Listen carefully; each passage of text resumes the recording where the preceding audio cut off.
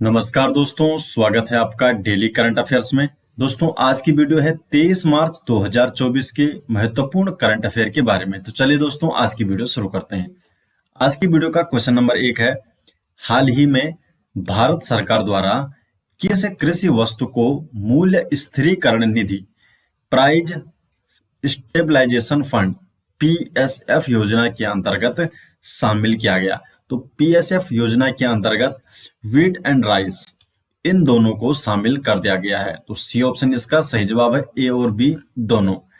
भारत सरकार ने 2014-15 में मूल्य स्थिरीकरण कोष की स्थापना की और इसकी स्थापना कृषि वस्तुओं की कीमतों में अस्थिरता की जांच करने और उपभोक्ताओं को होने वाली कठिनाइयों को कम करने के लिए की गई थी। और पीएसएफ में इस योजना के अंतर्गत वीट और राइस को शामिल किया गया है।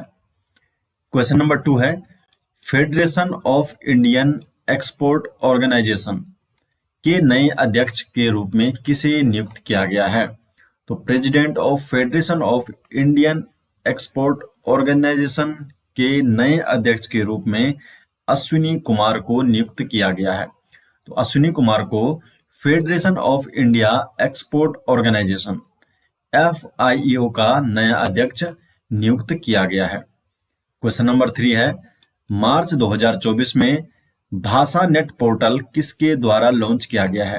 तो जो भाषा नेट पोर्टल है इसे NIXI national internet exchange of India and ministry of electronics and information technology in दोनों के द्वारा लॉन्च किया गया है भाषा नेट पोर्टल को। तो ए और बी दोनों, डी ऑप्शन इसका सही जवाब हो जाएगा। डिटेल जान लेते हैं। तो national internet exchange of India and ministry of electronics and information technology ने 21 मार्च 2024 को भाषानेट पोर्टल का अनावरण किया। Universal acceptance day UA day के लिए दिल्ली में भाषानेट पोर्टल का अनावरण किया गया। और जो यूए डे है, यूनिवर्सल एक्सेप्टेंस डे है, ये दिवस हर साल 28 मार्च को मनाया जाता है और इसके लिए भाषानेट पोर्टल का अनावरण किया गया है। इसका आयोजन डॉक्टर अंबेडकर इंटरनेशनल सेंटर नई दिल्ली में किया गया था। और इस कार्यक्रम का जो विषय है भाषानेट इम्पेटस टुवर्ड यूनिवर्सल एक्सेप्टेंस, सार्वभौमिक स्वीकृति की ओर प्रोत्साहन। जो यूए डे है ये दिवस हर साल 28 मार्च को मनाया जाता है। क्वेश्चन नंबर 4 है, इसरो ने पुनः प्रयोज्य प्रक्षेपण यान रियूजेबल लॉन्च व्हीकल के लैंडिंग मिशन का सफल परीक्षण किया। इसका नाम क्या है? तो इसका नाम है पुष्पक। ए ऑप्शन इसका सही जवाब है। तो Indian space research organisation ISRO ने कर्नाटक के चल्लाकेरे में एरोनॉटिकल टेस्ट रेंज ATR से पुष्पक नामक अपने पुनः रियूजेबल लॉन्च व्हीकल RLV के लैंडिंग मिशन का सफलतापूर्वक परीक्षण किया है। क्वेश्चन नंबर 5 है, इसरो को किस मिशन के लिए एविएशन वीक लॉरेट्स पुरस्कार, जो एविएशन वीक लॉरेट्स अवार्ड है, तो किस मिशन के लिए इस अवार्ड से सम्मानित किया गया है? तो इसरो को चंद्रयान 3 के लिए, तो चंद्रयान 3 के लिए एविएशन वीक लॉरेट्स अवार्ड से सम्मानित किया गया है। तो Indian space research organisation ISRO को चंद्रयान 3 मिशन में उल्लेखनीय उपलब्धियों के लिए एविएशन वीक लॉरेट्स अवार्ड से सम्मानित किया गया है। और इसरो की ओर से जो ये पुरस्कार है अमेरिका में भारतीय दूतावास में उप राजदूत श्री प्रिया रंगनाथन ने स्वीकार किया है। चंद्रयान 3 मिशन 14 जुलाई 2023 को लॉन्च किया गया था। क्वेश्चन नंबर 6 है, पेरिस ओलंपिक 2024 में भारत के ध्वजवाहक के रूप में किसे चुना गया है? तो किसे चुना गया है? शरत कमल को। तो खेल रत्न पुरस्कार विजेता और 2 बार के राष्ट्रमंडल खेल चैंपियन टेबल टेनिस खिलाड़ी शरत कमल, इन्हें आगामी पेरिस ओलंपिक 2024 में भारत के ध्वजवाहक के रूप में चुना गया है। भारतीय ओलंपिक संघ ने हाल ही में इसकी घोषणा की है।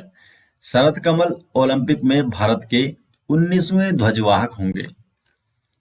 क्वेश्चन नंबर 7 है, मार्च 2024 में देवी शंकर अवस्थी सम्मान किसे दिए जाने की घोषणा की गई है? तो देवी शंकर अवस्थी जो सम्मान है, तो ये सम्मान निशांत को दिए जाने की घोषणा की गई है। तो ए ऑप्शन इसका सही जवाब है। डिटेल जान लेते हैं। तो युवा कवि आलोचक निशांत को वर्ष 2023 का 29वां देवी शंकर अवस्थी पुरस्कार दिए जाने की घोषणा की गई है। और निशांत को यह सम्मान उनकी आलोचनात्मक पुस्तक कविता पाठक आलोचना के लिए दिया गया है। ये सम्मान 5 अप्रैल 2024 को साहित्य अकादमी सभागार नई दिल्ली में आयोजित एक समारोह में प्रदान किया जाएगा। डॉक्टर देवी शंकर अवस्थी हिंदी साहित्य के प्रसिद्ध आलोचक थे और उनकी स्मृति में पिछले 29 वर्षों से हर वर्ष एक युवा आलोचक को ये सम्मान दिया जाता है। मूलतः जो पुरस्कार है, ये किसी युवा आलोचक को हिंदी आलोचना के विकास में महत्वपूर्ण योगदान के लिए दिया जाता है। जो पुरस्कार है, डॉक्टर देवी शंकर अवस्थी जो पुरस्कार है, इसको देने की शुरुआत वर्ष 1995 तो 1995 से हुई थी और इसकी स्थापना प्रसिद्ध हिंदी आलोचक देवी शंकर अवस्थी की स्मृति में उनकी पत्नी कमलेश अवस्थी और उनके परिवार ने की थी। ये सम्मान 45 वर्ष की आयु तक के युवा आलोचनात्मक लेखक को दिया जाता है। तो जो आलोचनात्मक लेखन करते हैं 45 वर्ष से कम आयु के युवाओं को ये इस पुरस्कार से सम्मानित किया जाता है। इस बार ये सम्मान दिया जा रहा है निशांत को। क्वेश्चन नंबर 8 है, हाल ही में आइसोपोड की एक प्रजाति कहाँ पाई गई? तो आइसोपोड की जो प्रजाति है केरल में पाई गई है। तो सी ऑप्शन इसका सही जवाब है। तो हाल ही में शोधकर्ताओं ने केरल के कोलम के तट पर गहरे समुद्र में आइसोपोड की एक नई प्रजाति की खोज की है और इसका नाम भारतीय अंतरिक्ष अनुसंधान संगठन इसरो के नाम पर रखा गया है। आइसोपोड ब्रुसेथुआ प्रजाति का है। क्वेश्चन नंबर 9 है, हर साल विश्व जल दिवस कब मनाया जाता है? तो विश्व जो जल दिवस है, तो ये हर साल 22 मार्च को मनाया जाता है। तो 22 मार्च को हर साल विश्व जल दिवस मनाया जाता है। तो प्रत्येक वर्ष 22 मार्च को विश्व जल दिवस मनाया जाता है और इस वर्ष 2024 के लिए विश्व जल दिवस की जो थीम रखी गई है, तो शांति के लिए जल। तो ये इसकी थीम रखी गई है, शांति के लिए जल। वर्ष 1992 में ब्राजील में पर्यावरण एवं विकास सम्मेलन कार्यक्रम का आयोजन किया गया था और इसी सम्मेलन में विश्व जल दिवस मनाने का मुद्दा उठाया गया था। इसके बाद 1992 में संयुक्त राष्ट्र महासभा ने इस प्रस्ताव को अपनाया था और इस तरह 1993 में पहली बार विश्व जल दिवस मनाया गया था। वर्ष 2010 में संयुक्त राष्ट्र ने सुरक्षित स्वच्छ पेयजल और स्वच्छता के अधिकार को मानव अधिकार के रूप में मान्यता दी है। क्वेश्चन नंबर 10 है, गया अंतरिक्ष दूरबीन द्वारा हाल ही में अंतरिक्ष में किन 2 तारा समूहों की खोज की गई है? तो जो गया अंतरिक्ष दूरबीन है, तो इसके द्वारा हाल ही में शिव और शक्ति इन 2 तारा समूहों की खोज की गई है। तो डी ऑप्शन इसका सही जवाब है, ए एवं बी। तो यूरोपीय अंतरिक्ष एजेंसी के गया अंतरिक्ष दूरबीन ने शिव और शक्ति नामक तारों की 2 प्राचीन धाराओं की खोज की है। ये लगभग 12 अरब वर्ष पहले निर्मित खगोलीय संरचनाएं उन प्रारंभिक संरचनाओं में से है जिन्होंने हमारी आकाशगंगा के निर्माण में महत्वपूर्ण योगदान दिया है।